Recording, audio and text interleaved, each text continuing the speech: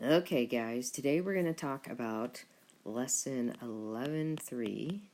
We're going to talk about measures of variation.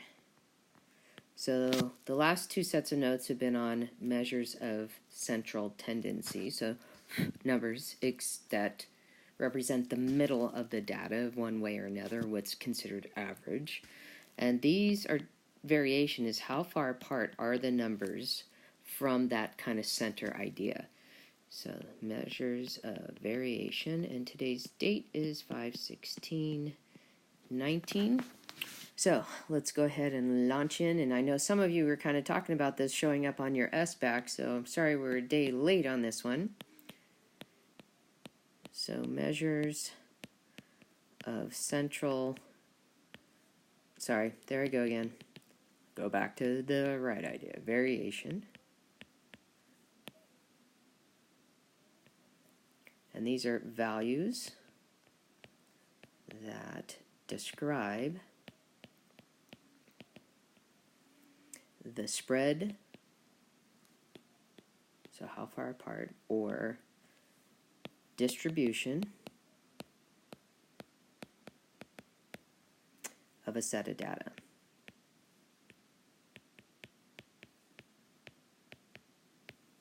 Okay, and data is separated into equal groups.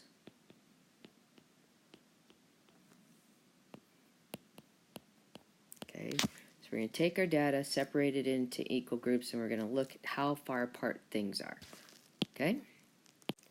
So one thing that we're going to talk about in this idea of spread in equal groups, we're going to use the term quartiles, which should sound familiar to you. Sounds like the word quarters. So data is grouped into 4 equal sized groups. So we're going to have the same amount of data in each of the 4 groups. Okay?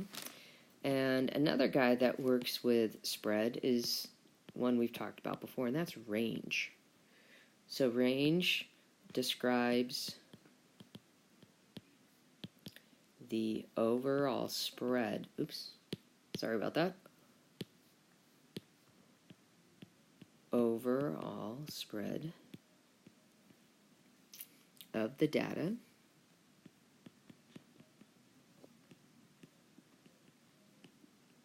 by subtracting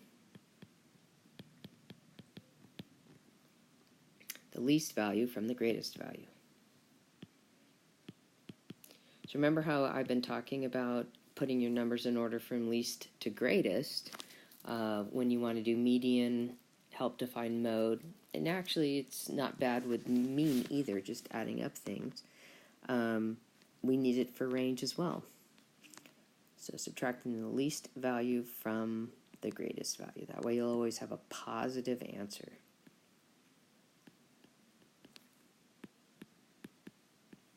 Okay, so there is something that allows us to spread the data into these quartiles, even amounts of data in each of the 4 parts. It's going to help me with the range, knowing the least value and the greatest value. And this guy is called the 5-number summary. 5-number summary.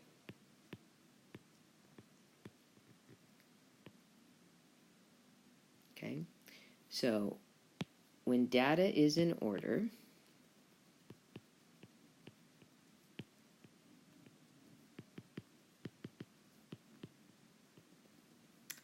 from least to greatest, so like you're doing median, from least to greatest,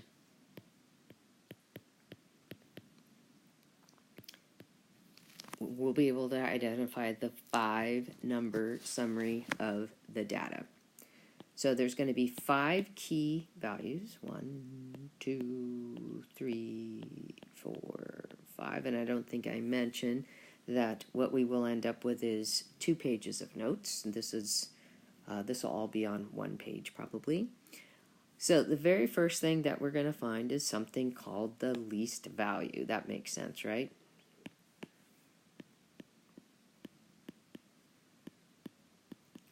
And I'm going to kind of write them in the order that I would find them. So that would be the first thing. Now, this guy's also called the minimum. Minimum wage is the least amount of money you can make, okay? The second one that I would find, and I'm going to color code them the same, would be the greatest value, because they're the two on either ends of your data, now that you've put them in order from least to greatest. Now, he's also called the maximum. Okay, so that would be the second thing I look for. The next thing I'm going to look for would be the center of the data, which is the median. So this is very similar. Oh, sorry. Perhaps if I spelled it correctly, right? The median. So that's the median of the overall data. Okay, so median of all of the data. Okay, and so just like we were doing yesterday, finding the median, put the numbers in order from least to greatest, and find the number that's physically in the middle. So that's the third thing.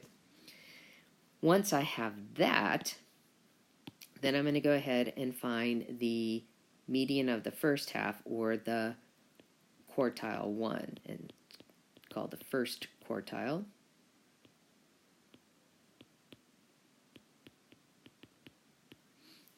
And it's the median of the first half.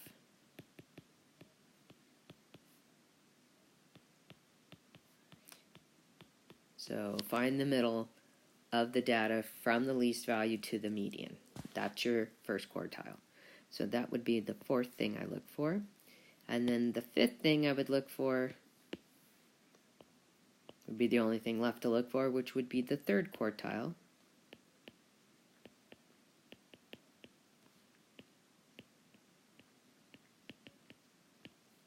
And that's going to be the median of the second half. So from the median to the greatest value, I'm going to find the middle of that. Okay. Now, I think I did mention that the overall median, the one in the middle, he sometimes is called quartile 2, or the second quartile.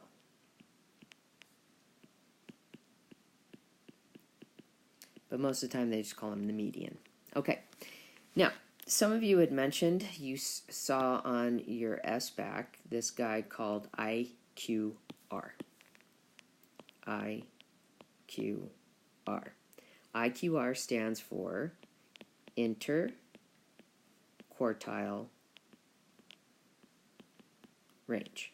So inter means between, quartile quarters. So between the quarters, the range.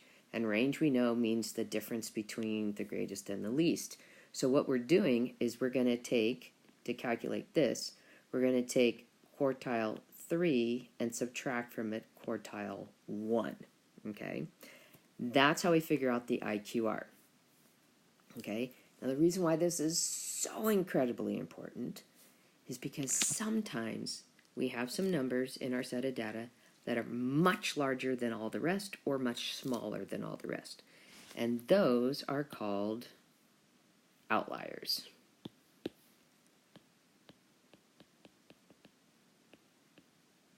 And the interquartile range, you know what, I'm going to add that over here. So this is how I calculate the IQR, the interquartile range. So this is a value, or could be more, from the data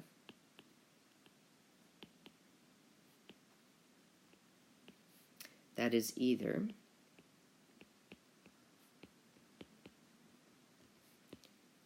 much greater or much less than the other values in the data.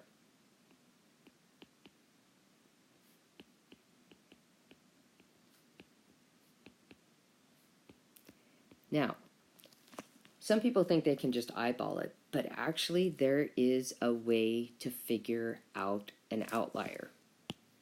Okay, this is pretty cool stuff. So if you have an outlier, you will know you have one if you take your IQR and you multiply it by 1.5.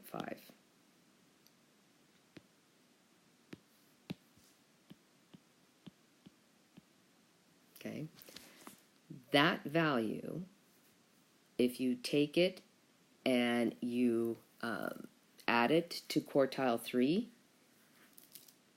and it's, well, anyway, we'll do an example of it and you'll see it happen.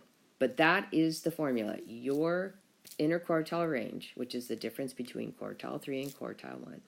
If you multiply that number by 1.5, that value is going to help you determine if you actually have an outlier. So let's get to it on the next page. Okay, so we are going to find the measures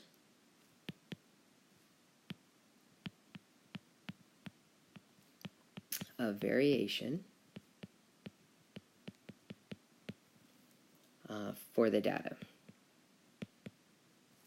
Now when you hear that, it's basically asking you to do this. Find the range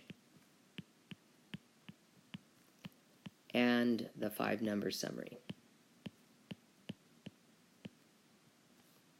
Which is kind of funny because if you find the 5-number summary, then you can find the range. Get it? Yeah. Oh, also, and the interquartile range. Okay, so that's what they want us to do. So here's our first set of data. We've got 64, 61, 67, 59, 60, 58, 57, 71, all right, 71, 56, and 62. All right, so job number 1, let's put these bad boys into order from least to greatest. So I notice I have 60s, 50s, and 70s. So we start with the 50s. I see 59, 58, 57, 56. So start with 56, and I always check it off to make sure I don't count it again. I also try to line up numbers underneath each other, so that way I don't miscount something. 58 and 59. Now 64, 61, 60, or 67, 60, and 62. So we have 60 and 61. 62, 64, and 67. Only thing left is 71. Okay, so I've got my numbers in order from least to greatest.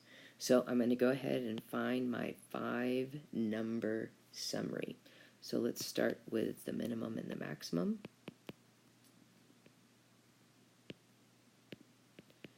So the minimum is 56 and the maximum is 71.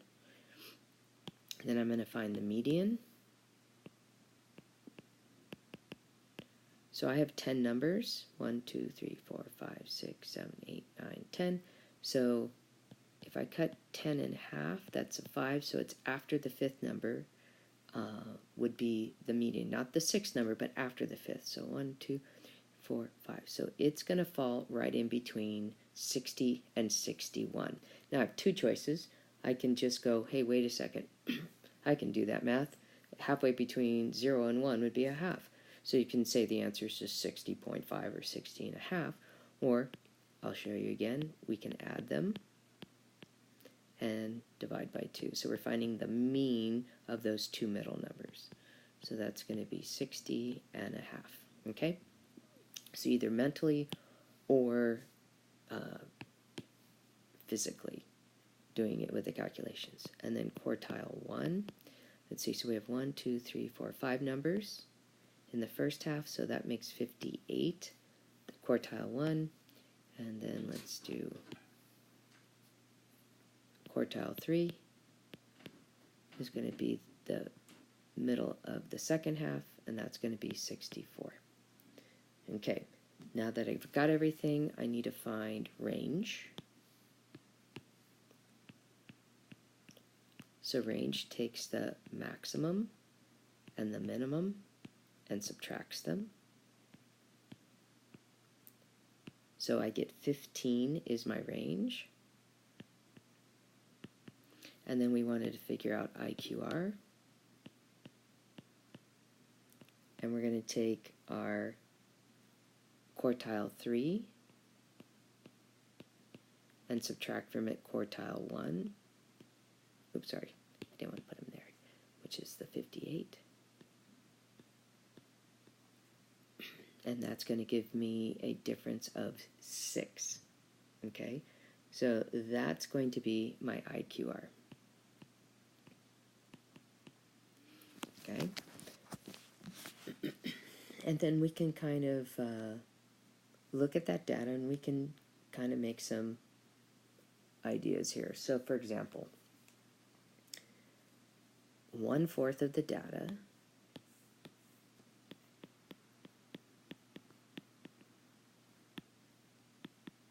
is below quartile 1. And if you notice, 2 numbers, quartile 1, 2 numbers, median, 2 numbers, quartile 3, 2 numbers. So every section, 4 sections that I have 2 numbers each in them, okay? 1/4 of the data is between quartile 1 and the median. Oops, put a dot over that, that's weird. There we go.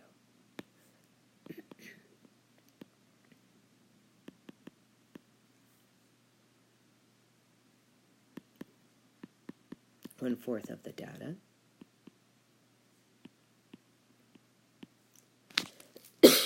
excuse me, is between the median and quartile 3, and 1/4 of the data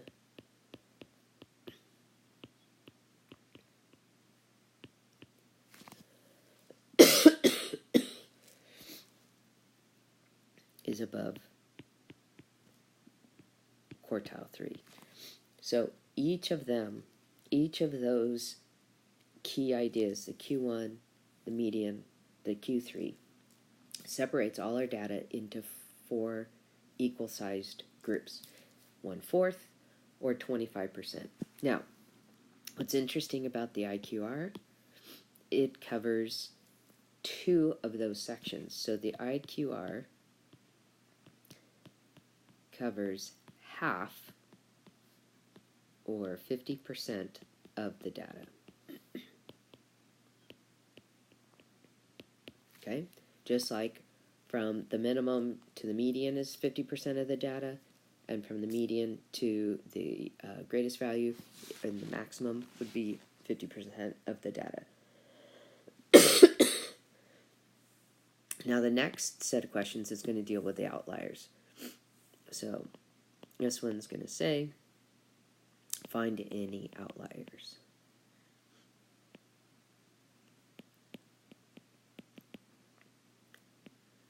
So our data is 23, 48, 49, 55, 57, 63, and 72. Okay. So first thing I do, it's already in order from least to greatest, so I know my minimum and my maximum. So let's see if we can find our median. 1, 2, 3, 4, 5, 6, 7. So 55 is going to be the median. Now, what I'm looking for outliers, remember, is the IQR. So I got to know my Q1 and my Q3. So for quartile 1, that would be the 48. For quartile 3, That would be the 63. So this is our Q3, and 48 is our quartile 1 or Q1. So we're going to find the IQR. We're going to take quartile 3 and subtract quartile 1. We should always get a positive answer here, right? So we have 63 take away 48. And it gives us 15. So we talked about what an outlier is. To find an outlier, we need to know what the IQR times 1.5. So we're going to have 15 times 1.5. Well, I know that 15 times 15 is 225, but we have one digit after the decimal point, so we get 22.5. So here's what we get to do. In order to determine whether we have an outlier or not, we're going to take this number here, that outlier number, and we're going to subtract it from quartile 1.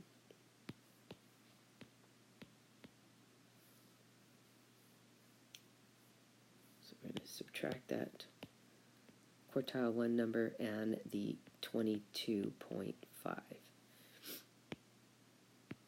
So we've got 48,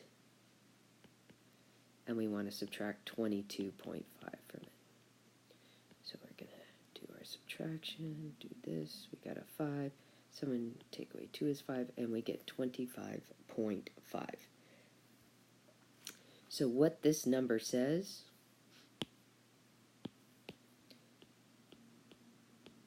anything less than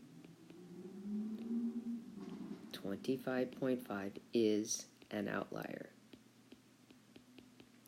So let's look at our data. Do we have any numbers that are less than 25.5? And the answer is yes, we do. What is it? It's 23. Okay, so 23 is less than 25.5. So 23 is an outlier. Okay, let's see if we have an outlier on the other side. So how do we calculate that? We're going to take quartile 3 and we're going to add the 25 or 22.5. So we want to see if we have anything that's greater than, or if we have an outlier on the right side. So let's see, quartile 3 was 63. We're going to add the 22.5, line up decimal points. 3 plus 2 is 5, 6 plus 2 is 8. So what we need is anything that's greater than 85.5 is going to be an outlier.